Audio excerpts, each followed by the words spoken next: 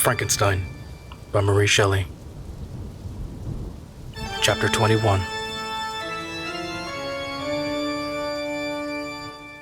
I was soon introduced into the presence of the magistrate, an old benevolent man with calm and mild manners. He looked upon me, however, with some degree of severity, and then turning towards my conductors, he asked who appeared as witnesses on this occasion. About half a dozen men came forward, and one being selected by the magistrate, he deposed that he had been out fishing the night before with his son and brother-in-law Daniel Nugent, when at about 10 o'clock, they observed a strong northerly blast rising, and they accordingly put into port. It was a very dark night, as the moon had not yet risen. They did not land at the harbor, but as they had been accustomed, at a creek about 2 miles below. He walked on first, carrying a part of the fishing tackle, and his companions followed him at some distance. As he was proceeding along the sands, he struck his foot against something and fell at his length on the ground. His companions came up to assist him, and by the light of their lantern they found that he had fallen on the body of a man who was to all appearance dead. Their first supposition was that it was the corpse of some person who had been drowned and was thrown onto shore by the waves. But on examination they found that the clothes were not wet, and even that the body was not then cold. They instantly carried it to the cottage of an old woman near the spot and endeavored, but in vain, to restore it to life. It appeared to be a handsome young man, about 25 years of age. He had apparently been strangled, for there was no sign of any violence except the black mark of fingers on his neck. The first part of this deposition did not in the least interest me, but when the mark of the fingers was mentioned, I remembered the murder of my brother and felt extremely agitated. My limbs trembled, and a mist came over my eyes, which obliged me to lean on my chair for support. The magistrate observed me with a keen eye and of course drew an unfavorable augury from my manner. The son confirmed his father's account, but when Daniel Nugent was called he swore positively that just before the fall of his companion, he saw a boat with a single man on it at a short distance from the shore.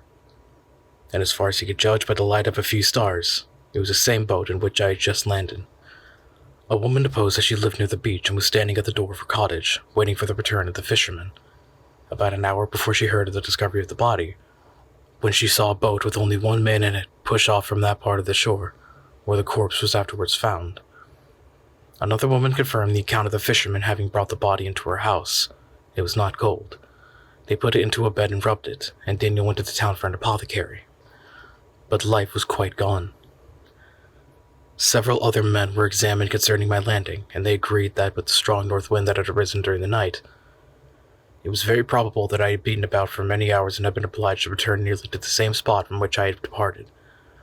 Besides, they observed that it appeared that I had brought the body from another place, and it was likely that as I did not appear to know the shore, I might have put into the harbor ignorant of the distance of the town from the place I had deposited the corpse. Mr. Kerwin, on hearing this evidence, desired that I should be taken into the room where the body lay for interment, that it might be observed what effect the sight of it would produce upon me. This idea was probably suggested by the extreme agitation I had exhibited when the mode of the murder had been described. I was accordingly conducted, by the magistrate and several other persons, to the inn. I could not help being struck by the same coincidences that had taken place during this eventful night. But knowing that it had been conversing with several persons in the island I had inhabited about the time that the body had been found, I was perfectly tranquil as to the consequences of the affair. I entered the room where the corpse lay and was led up to the coffin. How can I describe my sensations on beholding it? I feel yet parched with horror, nor can I reflect on that terrible moment without shuddering in agony. The examination, the presence of the magistrate and witnesses, passed like a dream from my memory when I saw the lifeless form of Henry Clerval stretched before me. I gasped for breath, and throwing myself on the body, I exclaimed, "Have my murderous machinations deprived you also, my dearest Henry, of life? Two I have already destroyed. On other victims await their destiny, but you, Clerval, my friend, my benefactor." The human frame could no longer support the agonies that I endured, and I was carried out of the room in strong convulsions. A fever succeeded to this. I lay for 2 months on the point of death. My ravings, as I afterwards heard, were frightful. I called myself the murderer of William, of Justine, and of Clerval. Sometimes I entreated my attendants to assist me in the destruction of the fiend, by whom I was tormented, and at others I felt the fingers of the monster already grasping my neck, and screamed aloud with agony and terror. Fortunately, as I spoke my native language, Mr. Kerwin alone understood me, but my gestures and bitter cries were sufficient to affright the other witnesses. Why did I not die? More miserable than man ever was before, Why did I not sink into forgetfulness and rest? Death snatches away many blooming children, the only hopes of their doting parents. How many brides and youthful lovers have been one day in the bloom of health and hope, and the next a prey for worms in the decay of the tomb? Of what materials was I made that I could thus resist so many shocks, which, like the turning of the wheel, continually renew the torture? But I was doomed to live, and in 2 months found myself as awaking from a dream in a prison, stretched on a wretched bed, surrounded by gaolers, turnkeys, bolts, and all the miserable apparatus of a dungeon. It was morning, I remember, when I thus awoke to understanding. I had forgotten the particulars of what had happened and only felt as if some great misfortune had suddenly overwhelmed me. But when I looked around and saw the barred windows and the squalidness of the room in which I was, all flashed across my memory, and I groaned bitterly. This sound disturbed an old woman who was sleeping in a chair beside me. She was a hired nurse, the wife of one of the turnkeys, and her countenance expressed all those bad qualities which often characterize that class. The lines of her face were hard and rude, like that of persons accustomed to see without sympathizing in sights of misery. Her tone expressed her entire indifference. She addressed me in English, and the voice struck me as one that I had heard during my sufferings. "Are you better now, sir?" said she. I replied in the same language with a feeble voice. I believe I am, but if it be all true, if indeed I did not dream, I am sorry that I am still alive to feel this misery and horror." "For that matter," replied the old woman, "if you mean about the gentleman you murdered, I believe it would be better for you if you were dead, for I fancy it will go hard with you. However, it's none of my business. I am sent to nurse you and get you well. I do my duty with the same conscience. It were well if everyone did the same." I turned with loathing from the woman who just uttered so unfeeling a speech to a person just saved, on the very edge of death, but I felt languid and unable to reflect on all that had passed. The whole series of my life appeared to me as a dream. I sometimes doubted if indeed it were all true, for it never presented itself to my mind with the force of reality. As the images that floated before me became more distinct, I grew feverish. A dark pressed around me. No one was near me who soothed me with the gentle voice of love. No dear hand supported me. The physician came and prescribed medicines, and the old woman prepared them for me, but utter carelessness was visible in the first, and the expression of brutality was strongly marked in the visage of the second. Who could be interested in the fate of a murderer but the hangman who would gain his fee? These are my first reflections, but I soon learned that Mr. Kerwin had shown me extreme kindness. He had caused the best room in the prison to be prepared for me. Wretched indeed was the best, and it was he who had provided a physician and a nurse.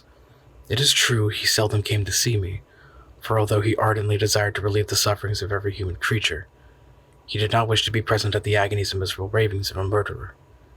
He came, therefore, sometimes to see that I was not neglected, but his visits were short and with long intervals. One day, while I was gradually recovering, I was seated in a chair, my eyes half open and my cheeks livid like those in death. I was overcome by gloom and misery, and often reflected I had better seek death than desire to remain in a world which to me was replete with wretchedness. At one time I considered whether I should not declare myself guilty and suffer the penalty of the law, less innocent than poor Justine had been. Such were my thoughts when the door of my apartment was opened, and Mr. Kerwin entered. His countenance expressed sympathy and compassion. He drew a chair close to mine, and addressed me in French. "I feel that this place is very sulking to you.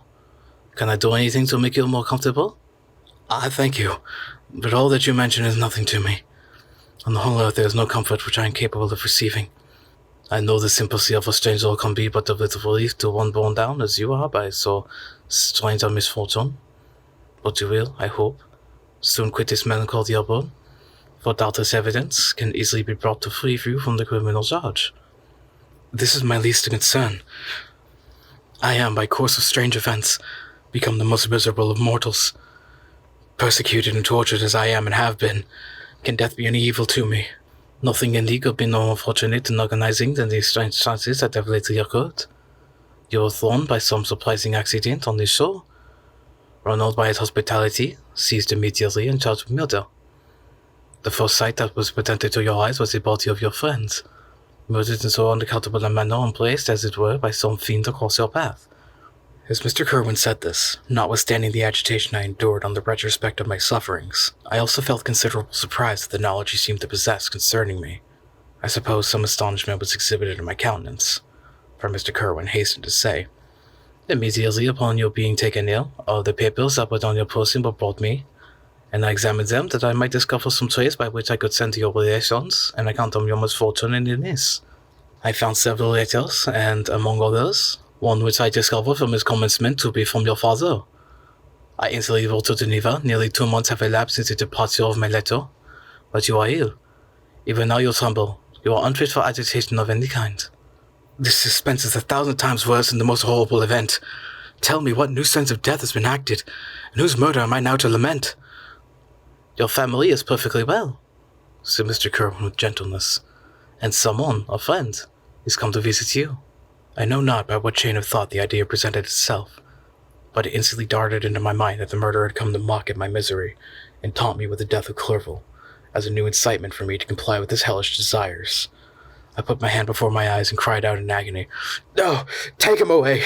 I cannot see him, for God's sakes, do not let him enter!" Mr. Kerwin regarded me with a troubled countenance. He could not help regarding my exclamation as a presumption of my guilt, and said in rather a severe tone, "I should have thought, young man, that the presence of your father would have been welcome, instead of inspiring such violent repugnance." "My father!" cried I, while every feature and every muscle was relaxed from anguish to pleasure. "Is my father indeed come? How kind, how very kind, but where is he? Why does he not hasten to me?" My change of manner surprised and pleased the magistrate. Perhaps he thought that my former exclamation was a momentary return of delirium, and now he instantly resumed his former benevolence. He rose and quitted the room with my nurse, and in a moment my father entered it. Nothing, at this moment, could have given me greater pleasure than the arrival of my father. I stretched out my hand to him and cried, "Are you then safe? And Elizabeth, and Ernest?" My father calmed me with assurances of their welfare and endeavored, by dwelling on those subjects so interesting in my heart, to raise my desponding spirits, but he soon felt that a prison cannot be the abode of cheerfulness. "What a place is this that you inhabit, my son?" said he, looking mournfully at the barred windows and wretched appearance of the room. "You travel to seek happiness, but a fatality seems to pursue you, and poor Clerval." The name of my unfortunate and murdered friend was an agitation too great to be endured in my weak state. I shed tears. "Alas, yes, my father," replied I. "Some destiny of the most horrible kind hangs over me, and I must live to fulfill it, or surely I should have died on the coffin of Henry." We were not allowed to converse for any length of time, for the precarious state of my health rendered every precaution necessary that could ensure tranquillity. Mr. Kerwin came in and insisted that my strength should not be exhausted too much by exertion, but the appearance of my father was to me like that of my good angel, and I gradually recovered my health. As my sickness quitted me, I was absorbed by a gloomy and black melancholy that nothing could dissipate. The image of Clerval was forever before me, ghastly and murdered. More than once the agitation into which these reflections threw me made my friends dread a dangerous relapse. Alas, why did they preserve so miserable and detested a life? It was surely that I might fulfill my destiny, which is now drawing to a close. Soon, oh very soon, will death extinguish these throbbings and relieve me from the mighty weight of anguish that bears me to the dust, and in executing the reward of justice, I shall also sink to rest.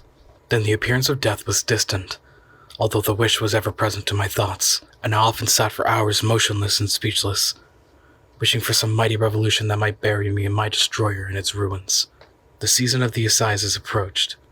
I had already been 3 months in prison, and although I was still very weak and in continual danger of a relapse, I was obliged to travel nearly 100 miles to the country town where the court was held.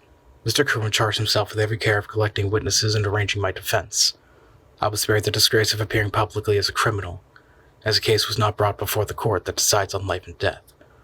The grand jury rejected the bill, on its being proved that I was on the Orkney Islands at the hour the body of my friend was found, and a fortnight after my removal I was liberated from prison. My father was enraptured on finding me freed from the vexations of a criminal charge, that I was again allowed to breathe the fresh atmosphere and permitted to return to my native country. I did not participate in these feelings, for to me the walls of a dungeon or a palace were alike hateful. The cup of life was poisoned forever, and although the sun shone on me, as upon the happy and gay of heart, I saw around me nothing but a dense and frightful darkness, penetrated by no light but the glimmer of 2 eyes that glared upon me. Sometimes they were the expressive eyes of Henry, languishing in death, the dark orbs nearly covered by the lids and long black lashes that fringed them. Sometimes it was the watery, clouded eyes of the monster, as I first saw them in my chamber of Ingolstadt. My father tried to awaken in me the feelings of affection. He talked of Geneva, which I should soon visit, of Elizabeth and Ernest. But these words only drew deep groans from me. Sometimes, indeed, I felt the wish for happiness and thought what melancholy delight of my beloved cousin or longed, with a devouring maladie du pays, to see once more the blue lake and rapid Rhone, that had been so dear to me in early childhood. But my general state of feeling was a torpor in which a prison was as welcome a resident as a divine sense of nature, and these fits were seldom interrupted by paroxysms of anguish and despair. At these moments I often endeavored to put an end to the existence I loathed, and it required unceasing attendance and vigilance to restrain me from committing some dreadful act of violence. Yet one duty remained to me, the recollection of which finally triumphed over my selfish despair. It was necessary that I should return without delay to Geneva, there to watch over the lives of those I so fondly loved, and to lie in wait for the murderer, that if any chance led me to the place of his concealment, or if he dared again to blast me by his presence, I might, with unfailing aim, put an end to the existence of the monstrous image what I had endued with the mockery of a soul still more monstrous. My father still desired to delay our departure, fearful that I should not sustain the fatigues of a journey, for I was a shattered wreck, the shadow of a human being. My strength was gone. I was a mere skeleton, and fever, night and day, preyed upon my wasted frame. Still, as I urged our leaving Ireland with such inquietude and impatience, my father thought it best to yield. We took our passage on board a vessel bound for Havre de Grace, and sailed with a fair wind from the Irish shores. It was midnight. I lay on the deck looking at the stars and listening to the dashing of the waves. I hailed the darkness that shut Ireland from my sight, and my pulse beat with a feverish joy when I reflected that I should soon see Geneva. The past appeared to me in the light of a frightful dream, yet the vessel in which I was, the wind that blew me from the detested shore of Ireland, and the sea which surrounded me, took me too forcibly that I was deceived by no vision, and that Clerval, my friend and dearest companion, had fallen a victim to me and the monster of my creation. I repassed in my memory my whole life, my quiet happiness while residing with my family in Geneva, the death of my mother, and my departure for Ingolstadt. I remembered, shuddering, the mad enthusiasm that hurried me on the creation of my hideous enemy, and I called to mind the night in which he first lived. I was unable to pursue the train of thought.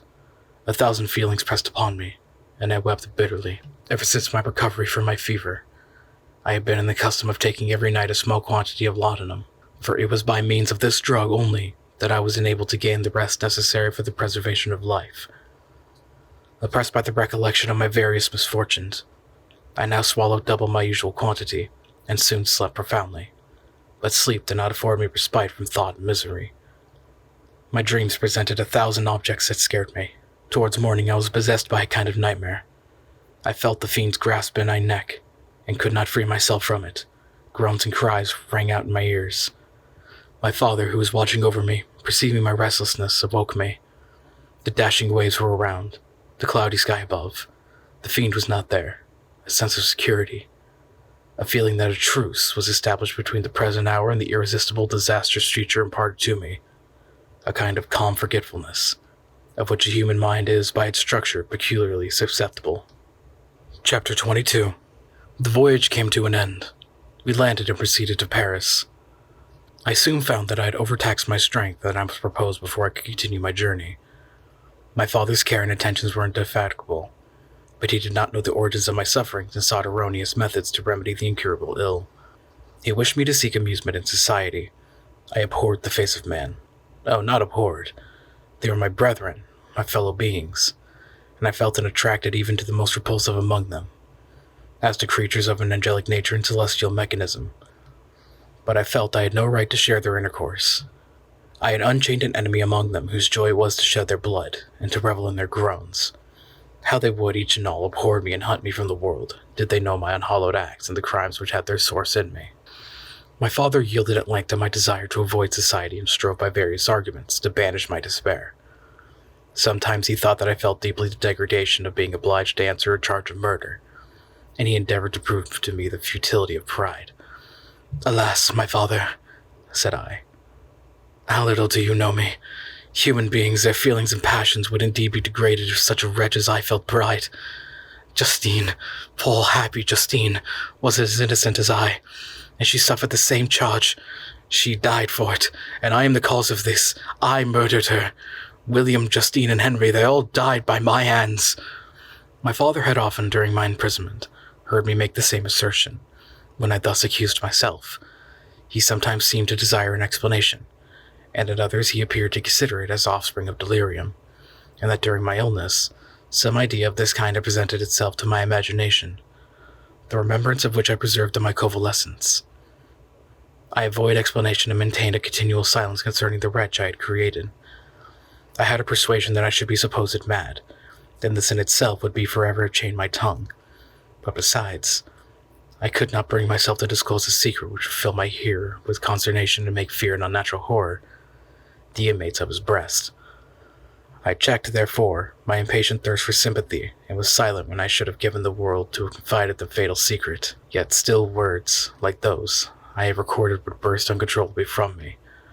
I could offer no explanation of them, but their truth in part relieved the burden of my mysterious woe. Upon this occasion, my father said, with an expression of unbounded wonder, "My dearest Victor, what infatuation is this? My dear son, I entreat you never to make such an assertion again." "I am not mad," I cried energetically. "The sun in the heavens, who have viewed my operations, can bear witness of my truth. I am the assassin of those most innocent victims. They died by my machinations. 1,000 times would I have shed my own blood, drop by drop, to have saved their lives. But I could not, my father. Indeed, I could not sacrifice a whole human race." The conclusion of this speech convinced my father that my ideas were deranged, and he instantly changed the subject of our conversation, and endeavored to alter the course of my thoughts. He wished as much as possible to obliterate the memory of the scenes that had taken place in Ireland, and never alluded to them or suffered me to speak of my misfortunes. As time passed away, I became more calm. Misery had her dwelling in my heart, but I no longer talked in the same incoherent manner of my own crimes. Sufficient for me was a consciousness of them. With the utmost self-violence, I curbed the imperious voice of wretchedness. A few days before we left Paris on our way to Switzerland, I received the following letter from Elizabeth. "My dear friend, it gave me the greatest pleasure to receive a letter from my uncle dated at Paris. You are no longer of a formidable distance, and I may hope to see you in less than a fortnight. My poor cousin, how much you must have suffered. I expect to see you looking even more ill than when you quitted Geneva. This winter has been passed most miserably, tortured as I have been by anxious suspense. Yet I hope to see peace in your countenance and to find that your heart is not totally void of comfort and tranquillity.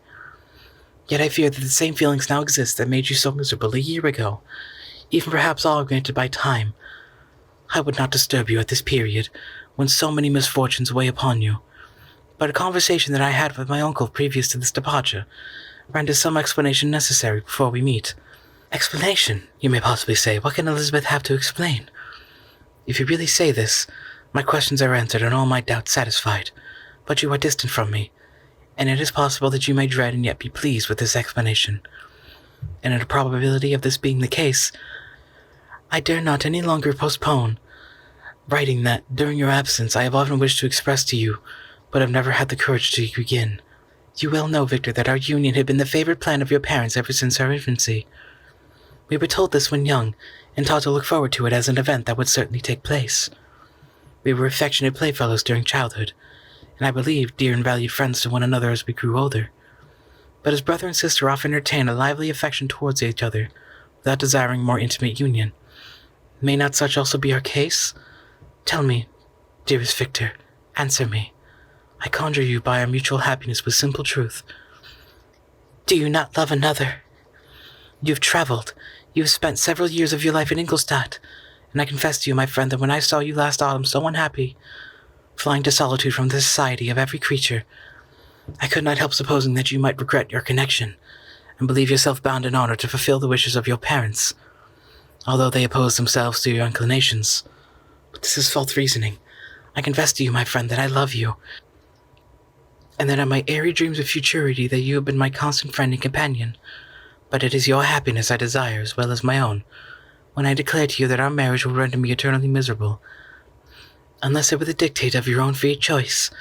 Even now I weep to think that, borne down you are by the cruelest misfortunes, you may stifle by the word honor all hope of that love and happiness which should alone restore you to yourself. I, who have so disinterested an affection for you, may increase your miseries tenfold by being an obstacle to your wishes. Ah, Victor, be assured that your cousin and playmate has too sincere love for you, not to be made miserable by this supposition. Be happy, my friend, and if you obey me in this one request, remain satisfied that nothing on earth will have the power to interrupt my tranquillity. Do not let this letter disturb you. Do not answer tomorrow, or the next day, or even until you come, if it will give you pain. My uncle will send me news of your health, but if I see but one smile on your lips when we meet, occasioned by this or any exertion of mine, I shall need no other happiness. Elizabeth Lavenza, Geneva, May 18th. This letter revived in my memory what I had before forgotten, the threat of my friend. I will be with you on your wedding night. Such was my sentence, and on that night would the Damon employ every art to destroy me and tear me from the glimpse of happiness, which promised partly to console my sufferings. On that night he had determined to consummate his crimes by my death. Albeit so, a deadly struggle would then assuredly take place, in which he were victorious I should be at peace, and his power over me be at an end. If he were vanquished I should be a free man. Alas, what freedom! Such as a peasant enjoys when his family had been massacred before his eyes, his cottage burnt, his lands laid waste, and he is turned adrift, homeless, penniless and alone, but free. Such would be my liberty, except that in my Elizabeth I possessed a treasure, alas, balanced by those horrors of remorse and guilt, which would pursue me until death. Sweet and beloved Elizabeth, I read and reread her letter, and some softened feeling stole into my heart, and dared to whisper paradisical dreams of love and joy. But the apple was already eaten, and the angel's arm bared to drive me from all hope. Yet I would die to make her happy. If the monster executed his threat, death was inevitable. Yet again, I considered whether my marriage should hasten my fate. My destruction might indeed have arrived a few months sooner, but if my torturer should suspect that I postponed it, influenced by his menaces, he would surely find another, and perhaps more dreadful means of revenge. He vowed to be with me on my wedding night, yet he did not consider that threat as binding him to peace in my meantime, for as if to show to me that he was not yet satiated with blood, he had murdered Clerval immediately after the enunciation of his threats. I resolved, therefore, that if my immediate union with my cousin would conduce either to hers or my father's happiness, my adversary's design against my life should not retard it a single hour. In this state of mind I wrote to Elizabeth. My letter was calm and affectionate. "I fear, my beloved girl," I said, "little happiness remains for us on earth, yet all that I may one day enjoy is centered in you. Chase away your idle fears. To you alone do I consecrate my life and my endeavors for contentment. I have one secret, Elizabeth, a dreadful one. When revealed to you, it will chill your frame with horror. And then, far from being surprised at my misery, you will only wonder why I survived that I have endured. I will confide this tale of misery and terror to you the day after our marriage shall take place. For my sweet cousin, there must be perfect confidence between us. But until then, I conjure you, do not mention or allude to it. This I most earnestly entreat, and I know you will comply." In about a week after the arrival of Elizabeth's letter, we returned to Geneva. The sweet girl welcomed me with warm affection, yet tears were in her eyes as she beheld my emaciated frame and feverish cheeks. I saw a change in her also. She was thinner and had lost much of that heavenly vivacity that had before charmed me, but her gentleness and soft looks of compassion made her a more fit companion for one blasted and miserable as I was. The tranquillity which I now enjoyed did not endure. Memory brought madness with it, and when I thought of what had passed, a real insanity possessed me. Sometimes I was furious and burnt with rage, sometimes low and despondent. I neither spoke nor looked at anyone, but sat motionless, bewildered by the multitude of miseries that overcame me. Elizabeth alone had the power to draw me from these fits. Her gentle voice would soothe me when transported by passion, and inspire me with human feelings when sunk in torpor. She wept with me and for me. When reason returned, she would remonstrate and endeavor to inspire me with resignation.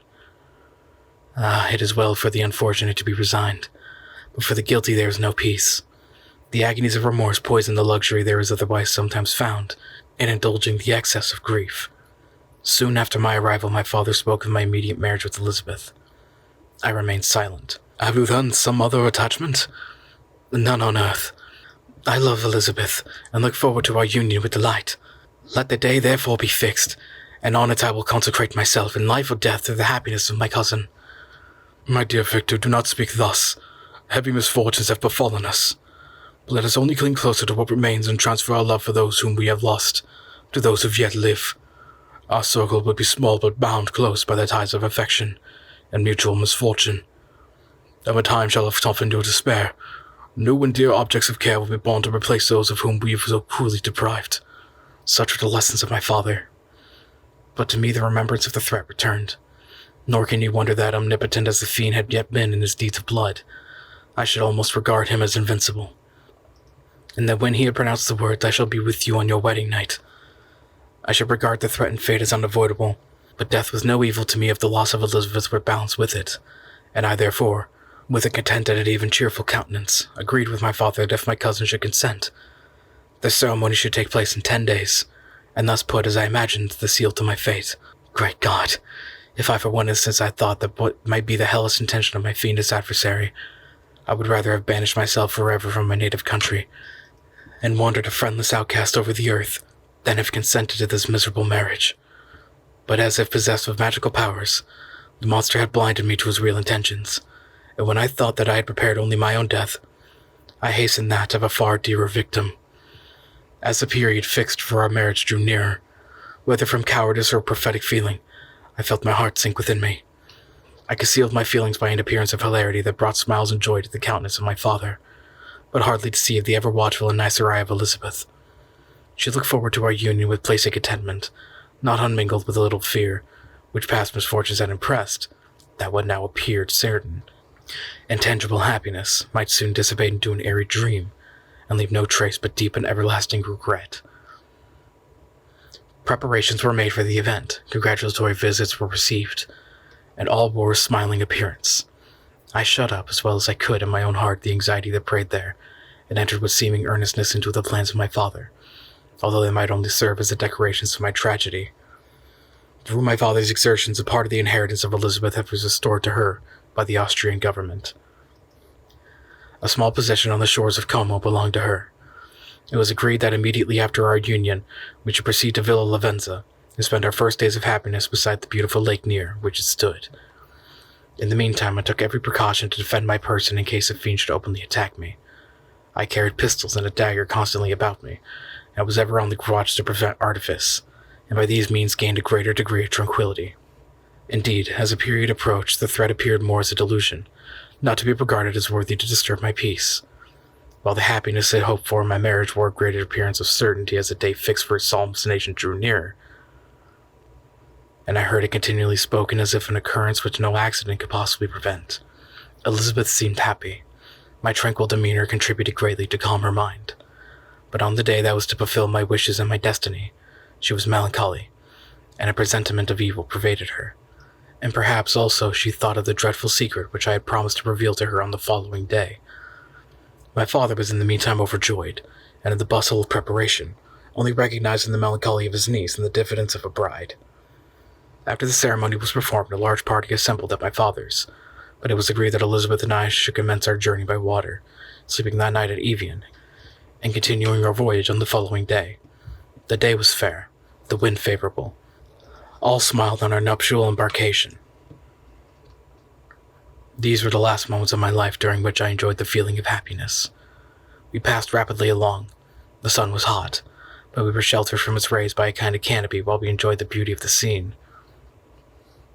Sometimes on one side of the lake, where we saw Mont Saive, the pleasant banks of Montéaigre, and at a distance, surmounting all, the beautiful Mont Blanc, and the assemblage of snowy mountains that in vain endeavored to emulate her. Sometimes coasting the opposite banks, we saw the mighty Jura opposing its dark side to the ambition that would quit its native country, and an almost insurmountable barrier to the invader who should wish to enslave it. I took the hand of Elizabeth. "You are sorrowful, my love. If you knew what I have suffered and what I may yet endure, you would endeavor to let me taste the quiet and freedom from despair this one day at least permits me to enjoy." "Be happy, my dear Victor," replied Elizabeth.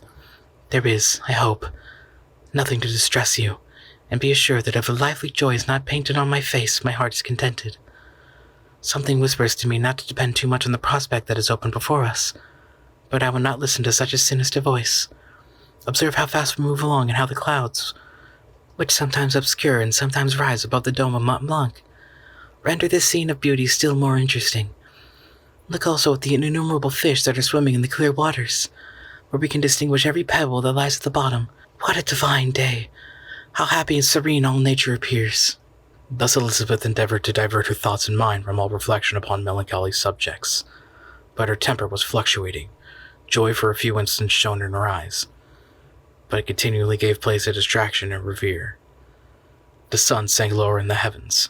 We passed the river Trent and observed its path through the chasm of the higher, and the glens of the lower hills.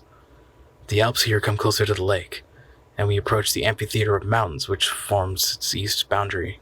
The spire of Evian shone under the woods that surrounded it, and the range of mountain above mountain by which it was overhung. The wind, which had hitherto carried us along with amazing rapidity, sank at sunset to a light breeze. The soft air just ruffled the water, and caused a pleasant motion among the trees as we approached the shore, from which it wafted the most delightful scent of flowers and hay. The sun sank beneath the horizons as we landed, and as I touched the shore I felt those cares and fears revive, which soon were to clasp me and cling to me forever. Chapter 23. It was 8 o'clock when we landed. We walked for a short time on the shore, enjoying the transitory light, and then retired to the inn and contemplated the lovely scenes of waters, woods, and mountains, obscured in darkness, yet still displaying their black outlines. The wind, which had fallen in the south, now rose with great violence in the west. The moon had reached her summit in the heavens, and was beginning to descend. The clouds swept across as swift in the flight of the vulture and dimmed her rays, while the lake reflected the scene of the busy heavens, rendered still busier by the restless waves that were beginning to rise. Suddenly a heavy storm of rain descended. I had been calm during the day, but as soon as night obscured the shape of objects, 1,000 fears arose in my mind. I was anxious and watchful, while my right hand grasped a pistol which was hidden in my bosom. Every sound terrified me, but I resolved that I should sell my life dearly, and not shrink from the conflict until my own life of that of my adversary was extinguished. Elizabeth observed my agitation for some time in timid and fearful silence, but there was something in my glance which communicated terror to her, and trembling, she asked, "What is it that agitates you, my dear Victor? What is it you fear?" "Oh, peace, peace, my love," replied I. "This night and all will be safe, but this night is dreadful, very dreadful." I passed an hour in this state of mind, when suddenly I reflected how fearful the combat which I momentarily expected would be to my wife, and I earnestly entreated her to retire, resolving not to join her until I obtained some knowledge as to the situation of my enemy. She left me, and I continued some time walking up and down the passages of the house, and inspecting every corner that might afford a retreat to my adversary. But I discovered no trace of him, and was beginning to conjecture that some fortunate chance had intervened to prevent the execution of his menaces, when suddenly I heard a shrill and dreadful scream. It came from the room into which Elizabeth had retired. As I heard it, the whole truth rushed into my mind. My arms dropped. The motion of every muscle and fiber was suspended. I could feel the blood trickling in my veins and tingling in the extremities of my limbs. This state lasted but for an instant. The scream was repeated, and I rushed into the room. Great God! Why did I not then expire? Why am I here to relate the destruction of the best hope and purest creature on earth? She was there, lifeless and inanimate, thrown across the bed, her hand hanging down, and her pale and distorted features half covered by her hair. Everywhere I turn I see the same figure, her bloodless arms and relaxed form flung by the murderer of his bridal bier. Could I behold this and live? Alas, life is obstinate and clings closest where it is most hated. For a moment only did I lose recollection. I fell senseless to the ground. When I recovered, I found myself surrounded by the people of the inn. Their countenances expressed a breathless terror, but the horrors of others appeared only as a mockery, a shadow of the feeling that oppressed me. I escaped from them to the room where lay the body of Elizabeth, my love, my wife, so lately living, so dear, so worthy. She had been moved from the posture in which I had first beheld her, and now as she lay, her head upon her arm, and a handkerchief thrown across her face and neck, I might have supposed her asleep. I rushed towards her and embraced her with ardor, but the deadly languor and coldness of the limbs told me that I had now held in my arms had ceased to be the Elizabeth whom I had loved and cherished. The murderous mark of the fiend's grasp was on her neck, and the breath had ceased to issue from her lips. While I still hung over her in the agony of despair, I happened to look up. The windows of the room had yet before been darkened, and I felt a kind of panic on seeing the pale yellow light of the moon illuminate the chamber. The shutters had been thrown back, and with a sensation of horror not to be described. I saw in the open window a figure the most hideous and abhorred. A grin was on the face of the monster. He seemed to jeer as with his fiendish finger he pointed toward the corpse of my wife.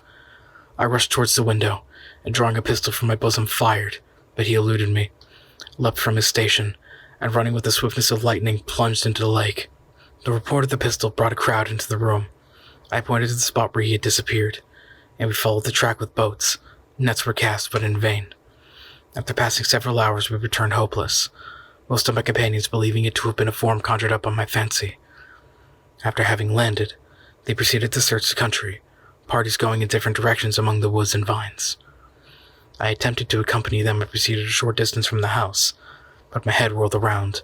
My steps were like those of a drunken man. I fell at last in a state of utter exhaustion. A film covered my eyes, and my skin was parched with the heat of fever. This state I had carried back and placed on a bed, hardly conscious of what had happened. My eyes wandered round the room as if to seek something I had lost. After an interval, I arose, and as if by instinct, crawled into the room where the corpse of my beloved lay. There were women weeping around. I hung over it and joined my sad tears to theirs. All this time, no distinct idea presented itself to my mind, but my thoughts rambled of various subjects, reflecting confusedly on my misfortunes and their cause. I was bewildered, in a cloud of wonder and horror. The death of William, the execution of Justine, the murder of Clerval, and lastly of my wife. Even at that moment I knew not only that my remaining friends were safe from the malignity of the fiend. My father even now might be writhing under his grasp, and Ernest might be dead at his feet. This idea made me shudder and recalled me to action. I started up and resolved to return to Geneva with all possible speed. There were no horses to be procured, and I must return by the lake, but the wind was unfavorable, and the rain fell in torrents. However, it was hardly morning, and I might reasonably hope to arrive by night.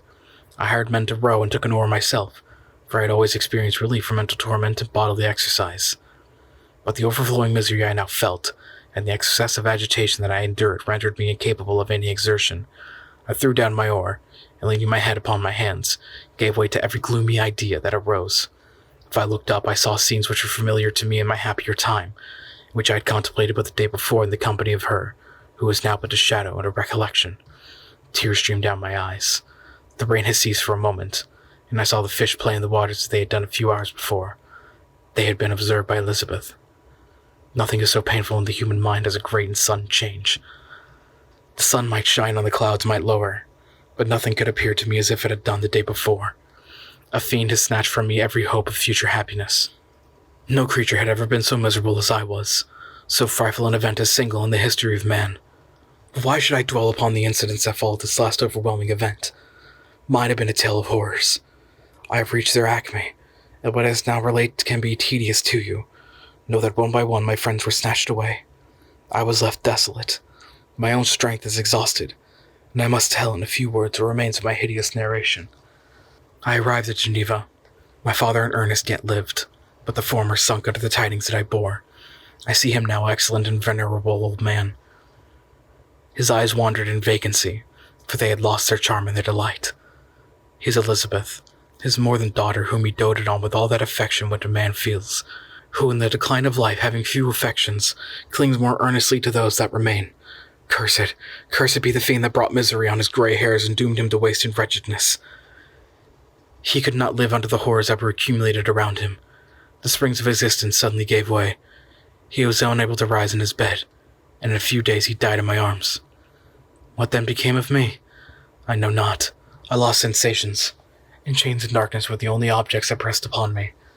Sometimes, indeed, I dreamt that I wandered in flowery meadows and pleasant vales with the friends of my youth, but I awoke and found myself in a dungeon.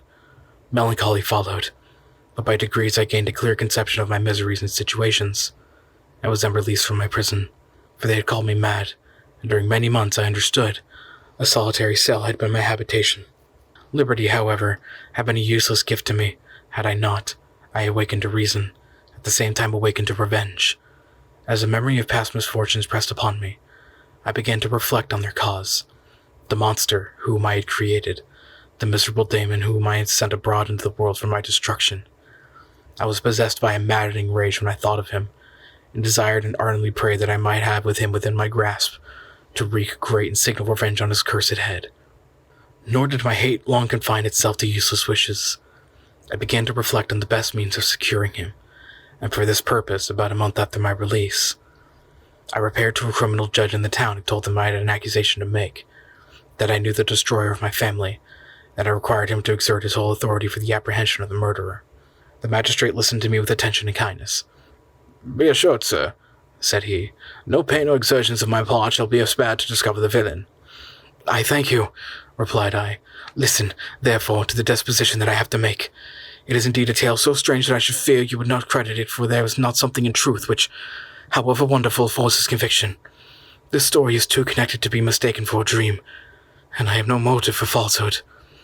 My manner as I thus addressed him was impressive but calm. I had formed in my heart a resolution to pursue my destroyer of death, and this purpose quieted my agony, and for an interval reconciled me to life.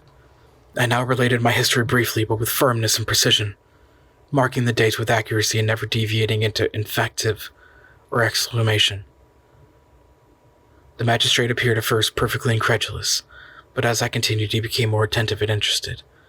I saw him sometimes shudder with horror, at other times a lively surprise, unmingled with disbelief, was painted on his countenance. When I had concluded my narration, I said, "This is a being whom I accuse, and for whose seizures of punishment is to call upon you to exert your whole power.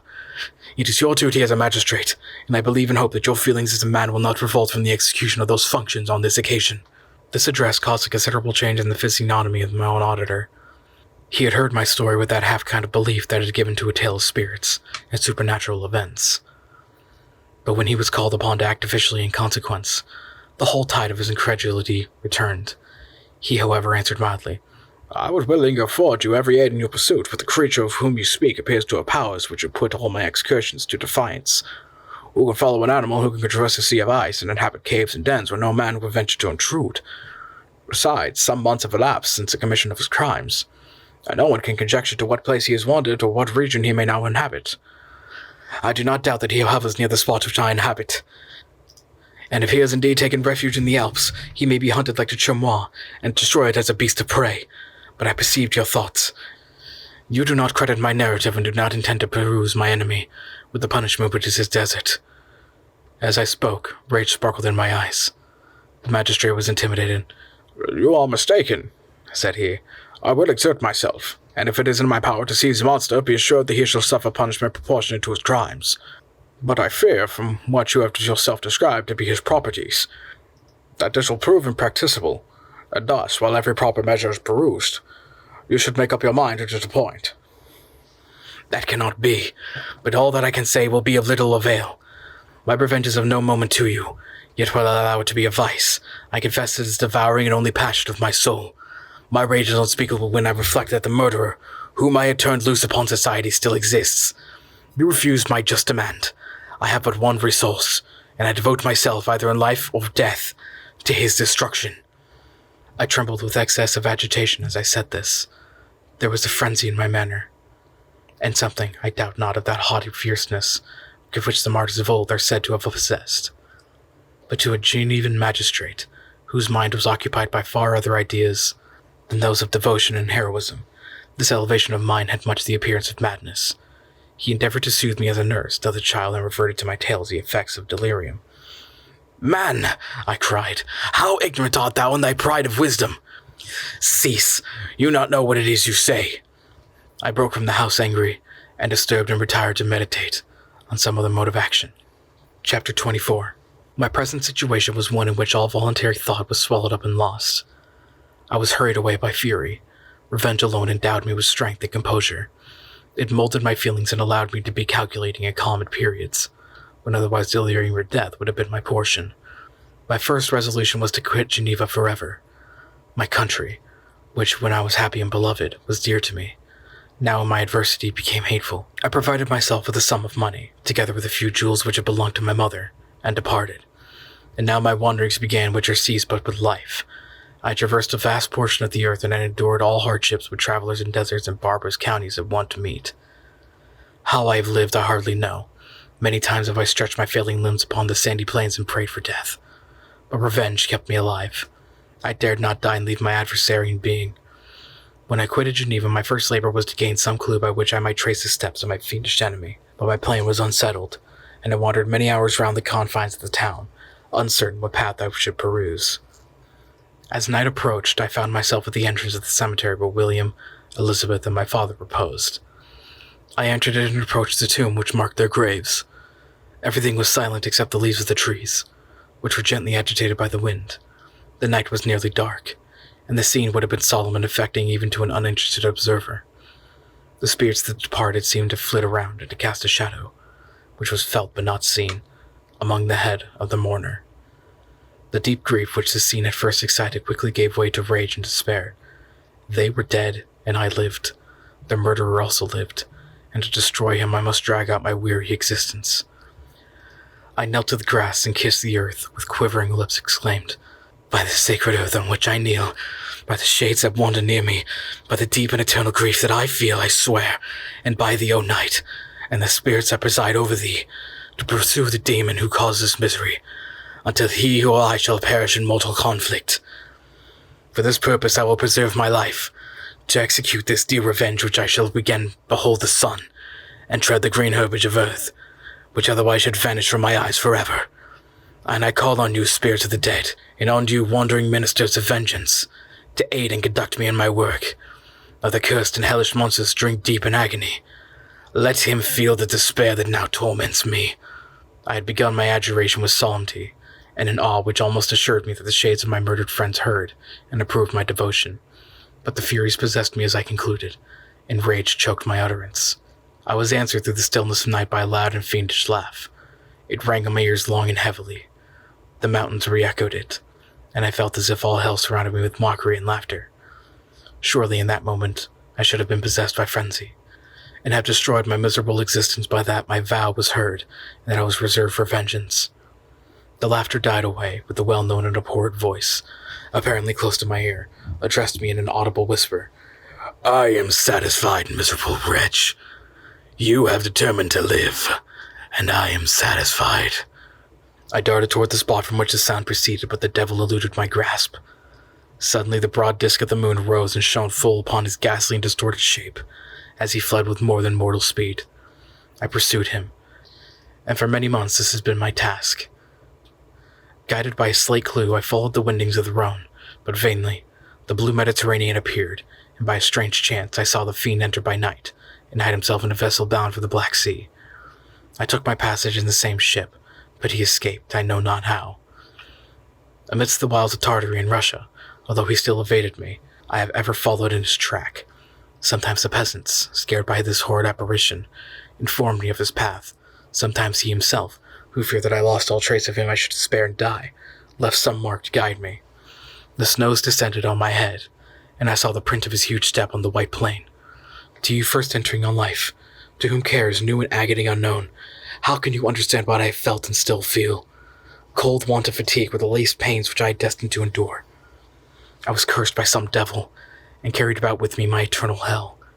Yet still, a spirit of good followed and directed my steps when I most murmured, would suddenly extricate me from seemingly insurmountable difficulties.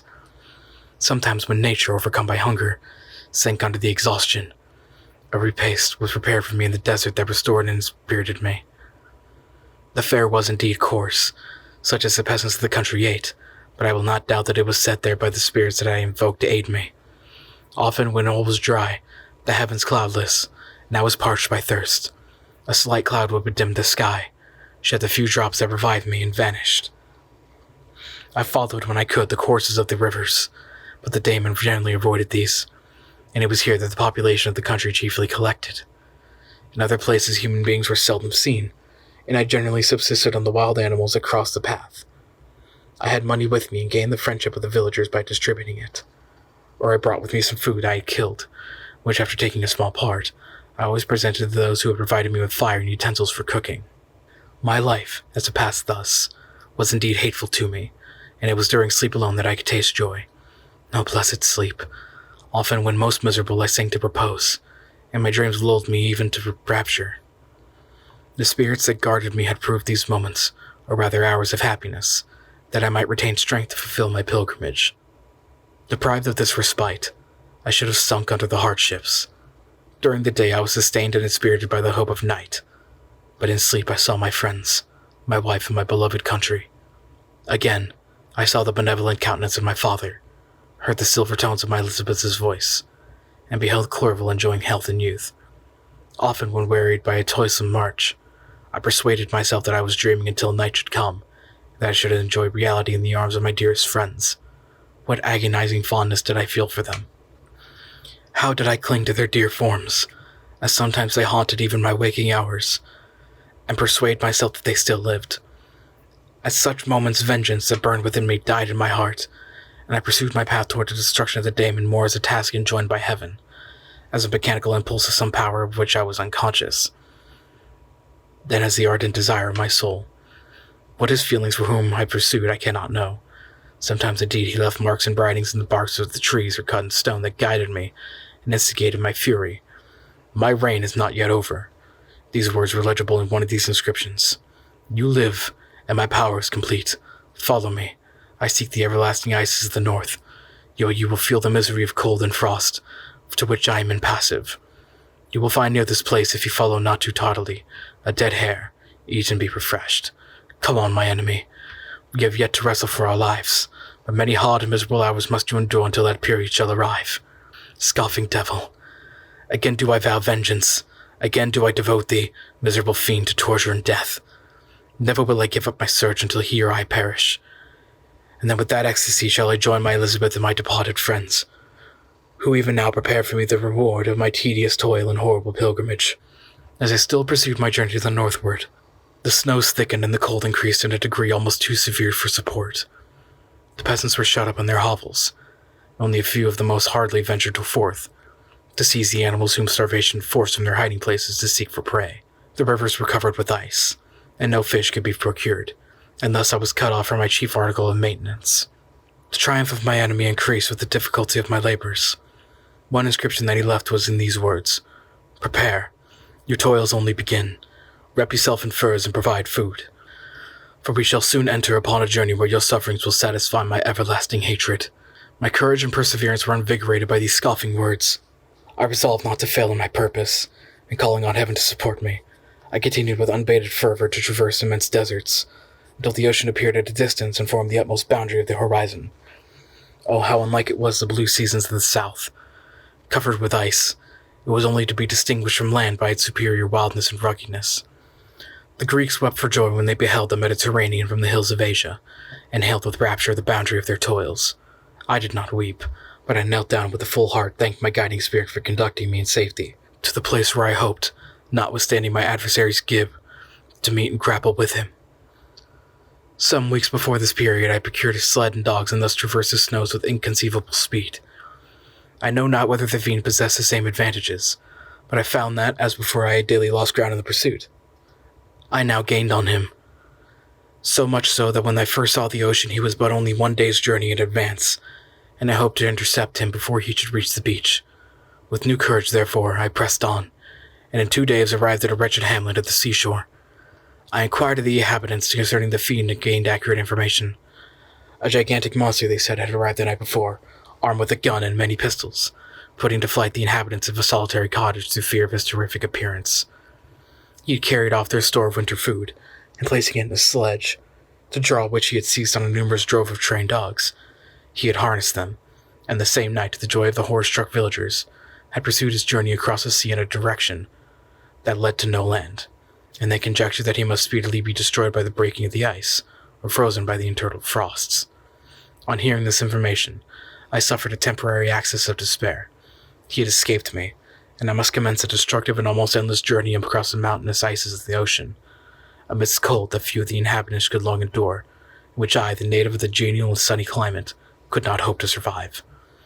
Yet at the idea that the fiend should live and be triumphant, my rage and vengeance returned, and like a mighty tide overwhelmed every other feeling. After a slight repose, during which the spirits of the dead hovered round and instigated me to toil and revenge, I prepared for my journey. I exchanged my land sledge for one fashioned for the inequalities of the frozen ocean, and purchasing a plentiful stock of provisions, I departed from land. I cannot guess how many days have passed since then, but I have endured misery which nothing but the eternal sentiment of a just retribution burning within my heart could have enabled me to support. Immense and rugged mountains of ice often barred up my passage, and I often heard the thunder of the ground sea, which threatened my destruction. But again the frost came and made the path of the sea secure.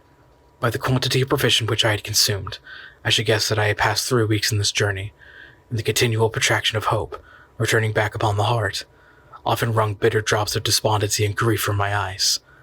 Despair had indeed almost secured her prey, and I should soon have sunk beneath this misery. Once, after the poor animals that conveyed me had with incredible toil gained the summit of a sloping icy mountain, and one, sinking under his fatigue, died, I viewed the expanse before me with anguish, when suddenly my eye caught a dark speck among the dusty plain. I strained my sight to discover what it could be and uttered a wild cry of ecstasy when I distinguished a sled and the distorted proportions of a well-known form within. Oh, with what a burning gush did hope visit my heart!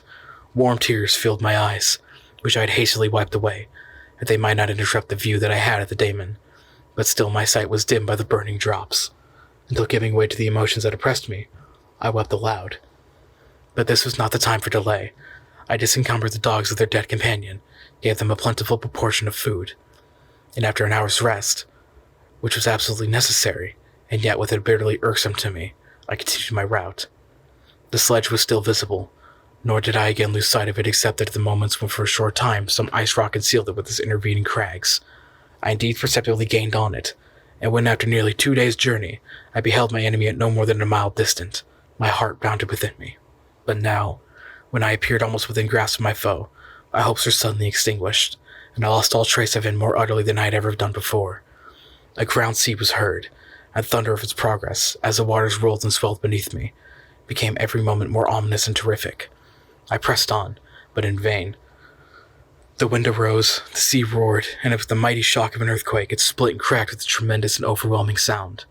The work was soon finished. In a few minutes the tumultuous sea rolled between me and my enemy, and I was left drifting on a scattered piece of ice that was continually lessening, and thus preparing me for a hideous death. In this manner many appalling hours passed.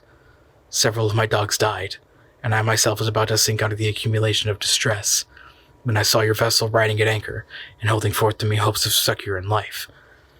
I had no conception that vessels ever came so far north, and was astounded at the sight. I quickly destroyed part of my sled to construct oars, and by these means was enabled, with infinite fatigue, to move my ice raft in the direction of your ship. I had determined, if you were going southwards, still to trust myself to the mercy of the sea, rather than abandon my purpose. I hoped to induce you to grant me a boat with which I could pursue my enemy, but your direction was northwards. You took me on board when my vigor was exhausted, and I should soon have sunk under my multiplied hardships into a death which I still dread, for my task is unfulfilled. Oh, when will my guiding spirit in conducting me to the daemon allow me to rest I so much desire? Or must I die and he yet live? If I do, swear to me, Walton, that he shall not escape, that you will seek him and satisfy my vengeance in his death. And do I dare to ask of you to undertake my pilgrimage to endure the hardships that I have undergone? No, I am not selfish. Yet when I am dead, if he should appear, if the ministers of vengeance conduct him to you, swear that he shall not live. Swear that he shall not triumph over my accumulated woes and survive to add to the list of his dark crimes. He is eloquent and persuasive, and upon his words has even power over my heart, but trust him not. His soul is as hellish as his form, full of treachery and fiend-like malice. Hear him not. Call on the names of William, Justine, Clerval, Elizabeth, my father, and of the wretched Victor, and thrust your sword into his heart. I will hover near and direct the steel aright. Walton, in continuation. August 26th. You have read this strange and terrific story, Margaret, and do you not feel the blood congeal with horror, like that which even now curdles mine, sometimes seized with broken agony? He could not continue his tale, and at others his voice broken yet piercing, uttered with difficulty the words so replete with anguish. His fine and lovely eyes were now lighted up with indignation, now subdued to downcast sorrow, and quenched in infinite wretchedness. Sometimes he commanded his countenance and tones and related the most horrible incidents, with a tranquil voice, suppressing every mark of agitation. Then, like a volcano bursting forth, his face would suddenly change to an expression of the wildest rage, as he shrieked out with imprecations of his persecutor. His tale is connected and told you in appearance of the simplest truth, yet I own to you that the letters of Felix and Safie, which he showed me in the apparition of the monster seen from our ship, brought me to a greater conviction of the truth of his narrative than his assertions, however earnest and connected. Such a monster has then really existence. I cannot doubt it, yet I am lost in surprise and admiration. Sometimes I endeavored to gain from Frankenstein the particulars of his creature's formation, but on this point he was impenetrable. "Are you mad, my friend?" said he. "Or whither does your senseless curiosity lead you? Would you create for yourself in the world a demoniacal enemy? Peace, peace. Learn my miseries and do not seek to increase your own." Frankenstein discovered that I made notes concerning his history. He asked to see them and then himself corrected and augmented them in many places, but principally in giving the life and spirit of the conversations he held with his enemy. "Since you have preserved my narration," said he, "I would not that a mutilated one should go down to posterity." Thus has a week passed away, while I have listened to the strangest tale that ever imagination formed. My thoughts and every feeling of my soul have been drunk up by the interest of my guest, which this tale and his own elevated and gentle manners have created. I wish to soothe him, yet can I counsel one so infinitely miserable, so destitute of every hope of consolation to live? Oh no. The only joy that he can now know will be when he composes his shattered spirit to peace in death. Yet he enjoys one comfort, the offspring of solitude and delirium. He believes that when in dreams he holds converse with his friends and derives from that communion consolation, for his miseries are excitements to his vengeance, that they are not the creations of his fancy, but the beings themselves who visit him from the regions of a remote world. This faith gives a solemnity to his reveries that render them to me almost as imposing and interesting as truth. Our conversations are not always confined to his own history and misfortunes. On every point of general literature, he displays unbounded knowledge and a quick and piercing apprehension. His eloquence is forcible and touching, nor can I hear him when he relates a pathetic incident or endeavors to move the passions of pity or love without tears. What a glorious creature must he have been in the days of his prosperity, when he is thus noble and godlike in ruin. He seems to feel his own worth in the greatness of his fall. "When younger," said he, "I believed myself destined for some great enterprise. My feelings are profound, but I possessed a coolness of judgment that fitted me with illustrious achievements. This sentiment of the worth of my nature supported me when others would have been oppressed, for I deemed it criminal to throw away in useless grief those talents that might be useful to my fellow creatures. When I reflected on the work I had completed, no less a one than the creation of a sensitive and rational animal, I cannot rank myself with the herd of common projectors. But this thought, which supported me in the commencement of my career, now serves only to plunge me lower in the dust.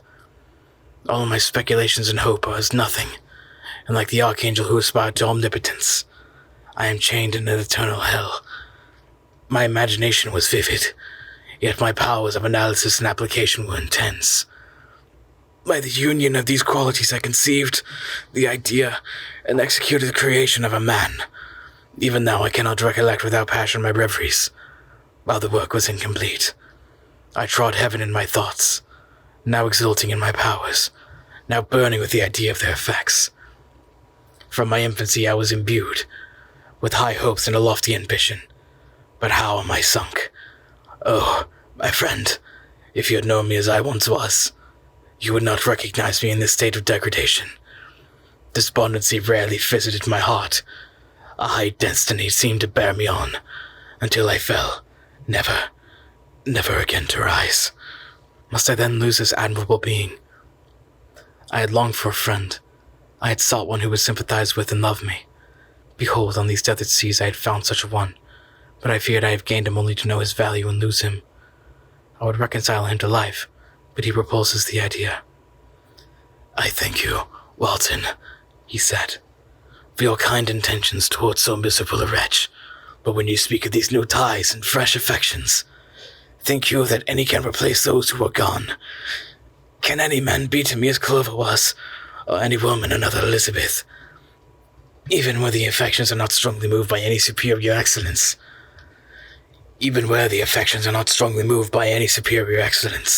the companions of our childhood always possess a certain power over our minds, which hardly any later friend can obtain.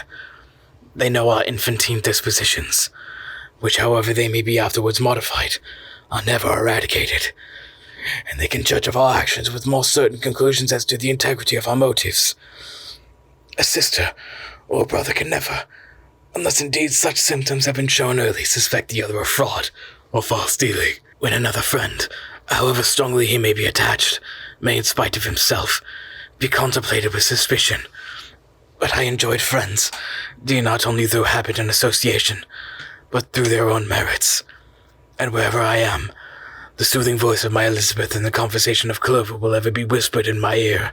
They are dead, and but one feeling in such a solitude can persuade me to preserve my life.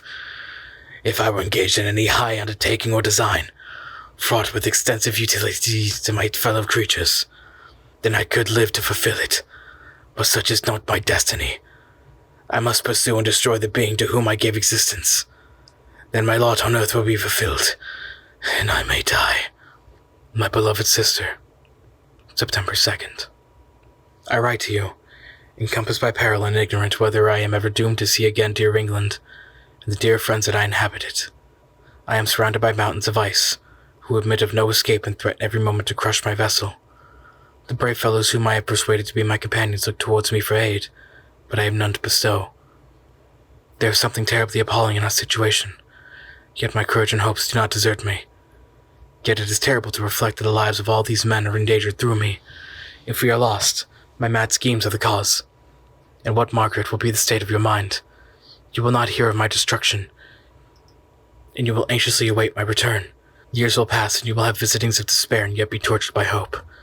My beloved sister, the sickening failing of your heartfelt expectations is, in prospect, more terrible to me than my own death.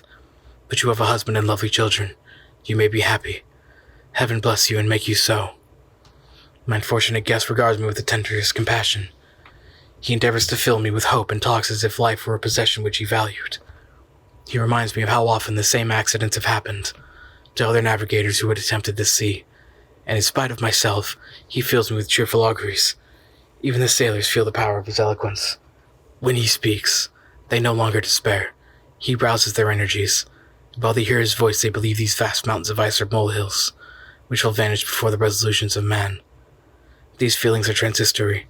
Each day of expectation, delays, fills them with fear, and I almost dread a mutiny caused by this despair. September 5th.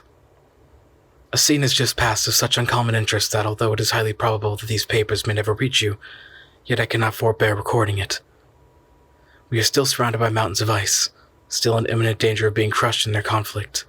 The cold is excessive, and many of my unfortunate comrades have already found a grave amidst their scene of desolation. Frankenstein has daily declined in health.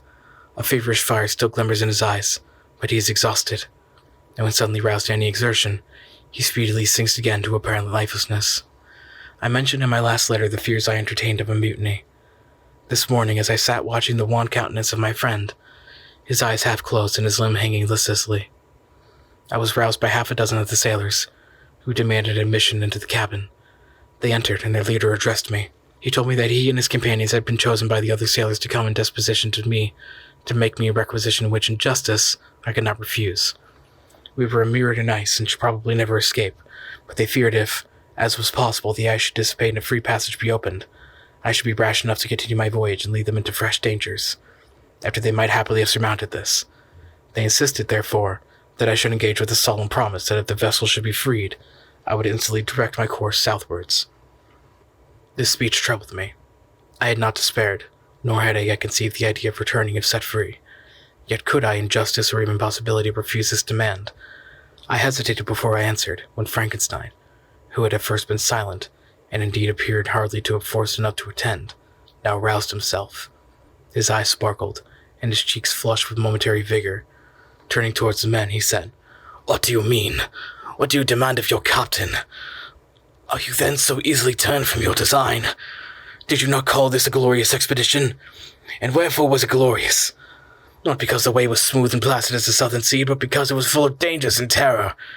Because at every new incident your fortitude was to be called forth and your courage exhibited, because danger and death surrounded it, and these you were to be brave and overcome. For this was it a glorious, for this was it an honorable undertaking.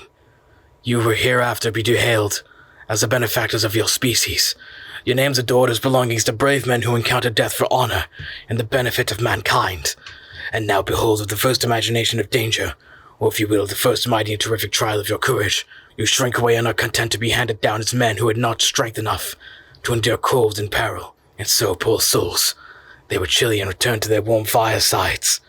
Why, that requires not this preparation. Ye need not have come thus far and dragged your cap into the chamber of defeat, merely to prove yourselves cowards. No, be men, and be more than men. Be steady to your purposes and firm as a rock. This ice is not made of such stuff as your hearts may be. It is mutable and cannot withstand you, if you say that it shall not. Do not return to your families with the stigma of disgrace marked on your brows. Return as heroes who have fought and conquered and who know not what it is to turn their backs on the foe.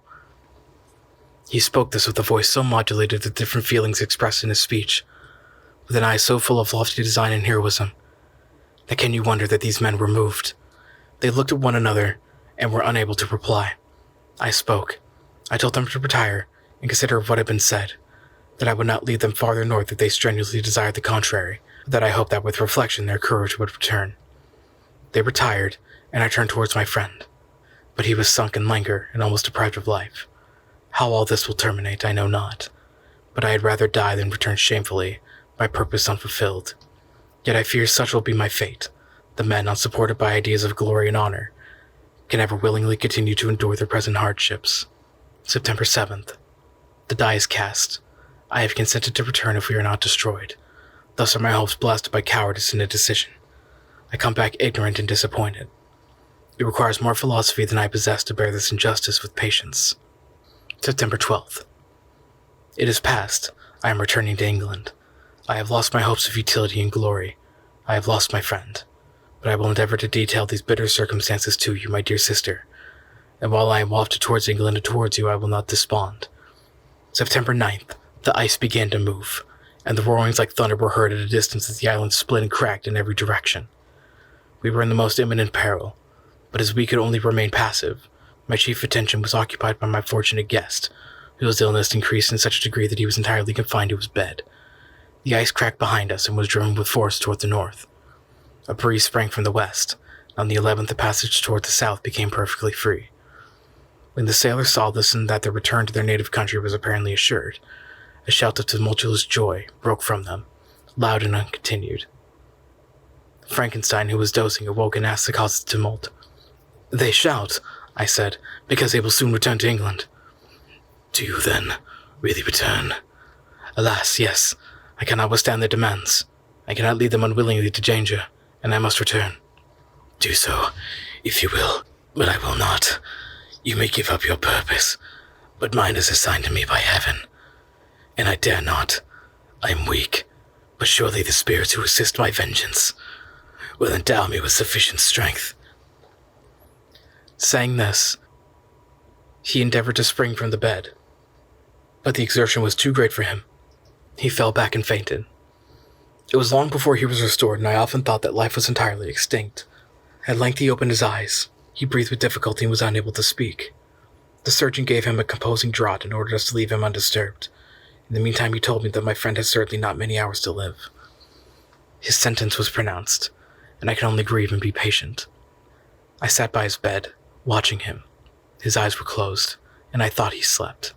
But presently he called to me in a feeble voice, and bidding me come near, said, "Alas, the strength I relied on is gone, and I feel that I soon shall die. And he, my enemy and prosecutor, may still be in being.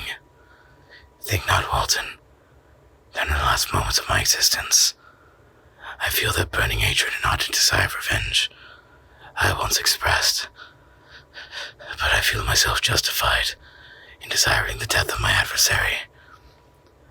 During these last days, I have been occupied in examining my past conduct. Nor do I find it blamable. In a fit of enthusiastic madness, I created a rational creature. I was bound towards him to assure, as far as it was in my power, his happiness and well-being. This was my duty. But there was another still paramount to that. My duties towards the being of my own species had greater claims to my attention because they included how great a proportion of happiness or misery.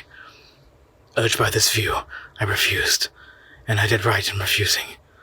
To create a companion for the first creature, he showed unparalleled malignity and selfishness and evil. He destroyed my friends. He devoted to destruction beings who possessed exquisite sensations, happiness, and wisdom. Nor do I know where this thirst for vengeance may end. Miserable himself, that he may render no other wretched. He ought to die. The task of his destruction was mine, but I have failed. When actuated by selfish and vicious motives, I asked you to undertake my unfinished work, and I renew this request now, when I am only induced by reason and virtue. Yet I cannot ask you to renounce your country and friends. To fulfill this task, and now that you are returning to England, you will have little chance of meeting with him. But the consideration of these points, and the well-balancing of what you may esteem your duties, I leave to you.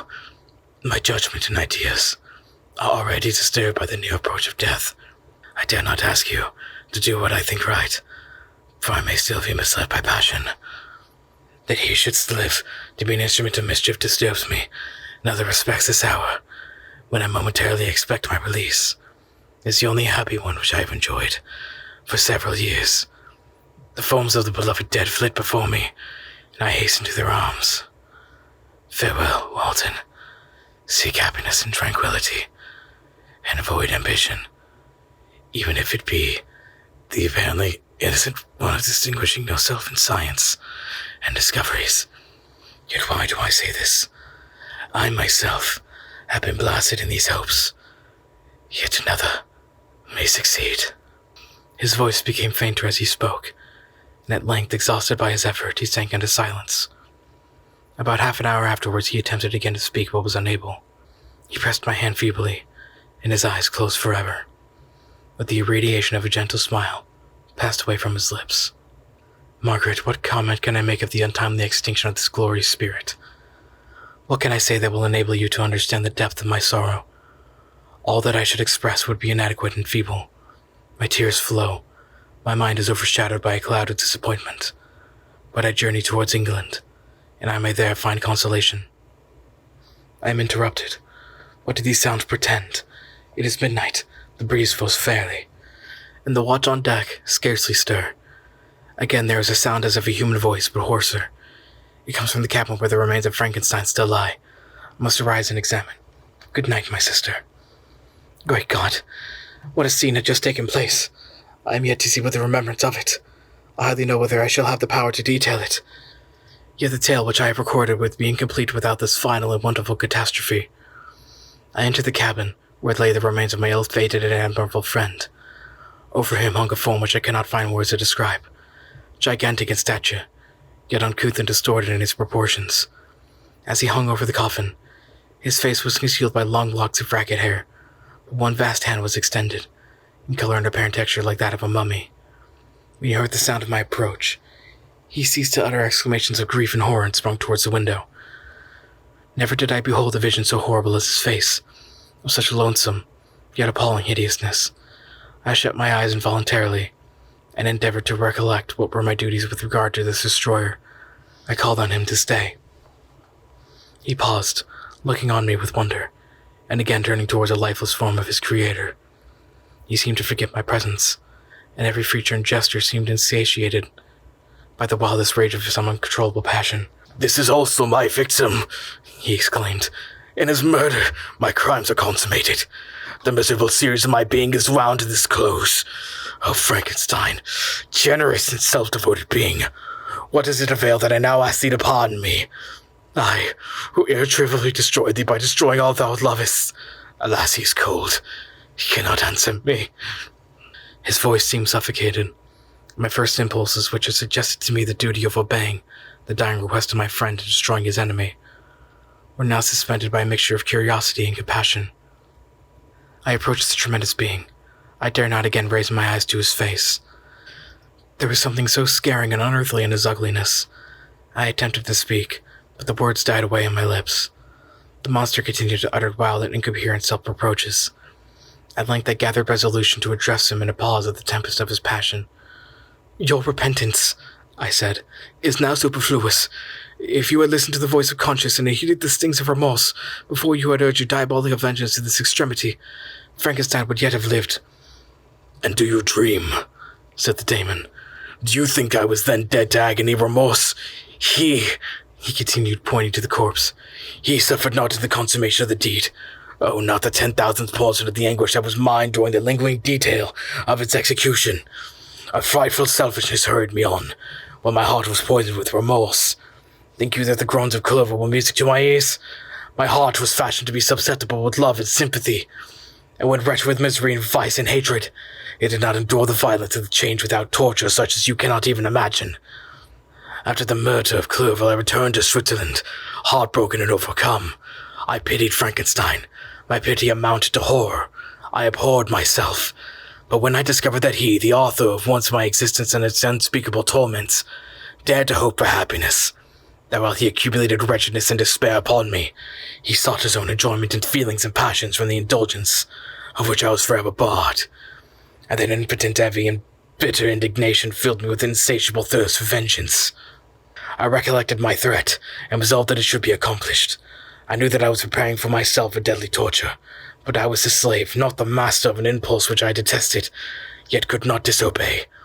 Yet when she died, nay, I was not miserable. I had cast off all feeling, subdued all anguish, to riot in the excess of my despair. Evil thenceforth became my good. Urged thus far, I had no choice but to adapt my nature to an element which I had unwillingly chosen. The completion of my demoniacal design became an insatiable passion, and now it is ended. There is my last victim. I was at first touched by the expressions of his misery, yet when I called to mind what Frankenstein had said of his powers of eloquence and persuasion, and when I again cast my eyes off the lifeless form of my friend, indignation was rekindled within me. Wretch, I said, it is well that you come here to whine over the desolation that you have made. You throw a torch into a pile of buildings, and when they are consumed, you sit among the ruins and lament the fall. Hypocritical fiend! If he whom you mourn still lived, still would he be the subject. Again, would he become the prey of your cursed vengeance. It is not pity that you feel. You lament only because the victim of malignity is withdrawn from your power. Oh, it is not thus. Not thus, interrupted the being. It must be the impression conveyed to you that what appears to be the pursuit of my actions. Yet I seek not a fellow feeling in my misery. No sympathy may I ever find. When I first sought it, it was a love of virtue, the feelings of happiness and affection with which my whole being overflowed, that I wished to be participated. But now the virtue had become to me a shadow, and that happiness and affection are turned into bitter and loathing despair. All my suffering shall endure. When I die, I am well satisfied that abhorrence and opprobrium shall loathe my memory. Once my fancy was soothed with dreams of virtue, of fame, and of enjoyment. Once I falsely hoped to meet with beings who, pardoning my outward form, would love me for the excellent qualities which I was capable of unfolding. I was nourished with high thoughts of honor and devotion, but now crime has degraded me beneath the meanest animal. No guilt, no mischief, no malignity, no misery can be found comparable to mine. When I run over the frightful catalogue of my sins, I cannot believe that I am the same creature whose thoughts were once filled with sublime and transcendent visions of the beauty and the majesty of goodness. But it is even so. The fallen angel becomes a malignant devil. Yet, even that enemy of God and man has friends and associates in its desolation. I am alone. You who call Frankenstein your friend seem to have knowledge of my crimes and his misfortunes. But in the detail which he gave him to you, he could not sum up the hours and months of misery which I endured wasting in impotent passions, for which I destroyed his hopes. I did not satisfy my own desires. They were for even ardent and for cravings. Still I desired love and fellowship, and I was still spurned. Was there no injustice in this? Am I to be thought the only criminal when all humankind sinned against me? Why do you not hate Felix, who drove his friend from his door with contumely? Why do you not execrate the rustic, who sought to destroy the savior of his child? Nay, these are virtuous and immaculate beings. I, the miserable and the abandoned, am an abortion to be spurned at and kicked and trampled on. Even now my blood boils at the recollection of this injustice. But it is true that I am a wretch. I have murdered the lovely and the helpless. I have strangled the innocent, and they slept and grasped to death his throat. who never injured me or any other living thing. I have devoted my creator, the select specimen of all that is worthy of love and admiration among men, to misery. I have perused him even to that irremediable ruin. There he lies, white and cold in death. You hate me, but your abhorrence cannot equal that with which I regard myself. I look on the hands which executed the deed. I think on the heart which the imagination of it was conceived, and long for the moment when these hands will meet my eyes, when that imagination will haunt my thoughts no more. Fear not that I shall be the instrument of future mischief. My work is nearly complete.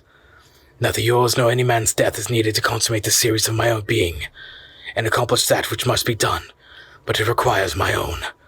Do not think that I shall be slow to perform this sacrifice. I shall quit your vessel on the ice raft which brought me thither, and shall seek the most northern extremity of the globe.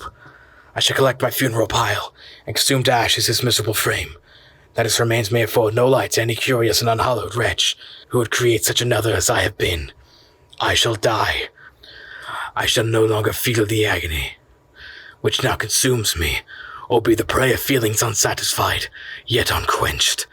He is dead who called me into being, and when I shall be no more, the very remembrance of us will speedily vanish. I shall no longer see the sun or stars, or feel the wind play on my cheeks. Light, feeling, and sense will pass away, and in this condition must I find my happiness.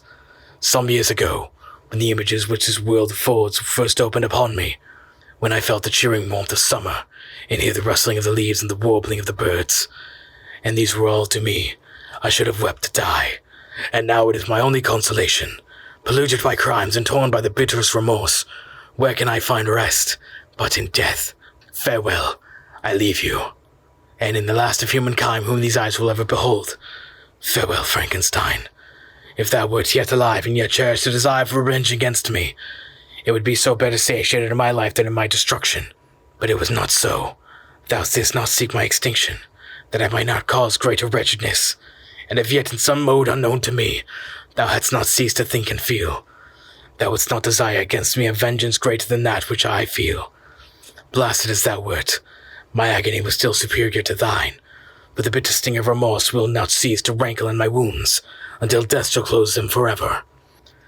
But soon, he cried with sad and solemn enthusiasm, I shall die, and what I now feel be no longer felt. Soon these burning miseries will be extinct. I shall ascend my funeral pile triumphantly, and exult in the agony of the torturing flames. The light of that conflagration will fade away. My ashes will be swept into the sea by the winds. My spirit will sleep in peace, or if it thinks, it will surely not think thus. Farewell. He sprang from the cabin window as he said this. Upon the ice raft which lay close to the vessel, he was soon borne away by the waves, and lost in darkness and distance.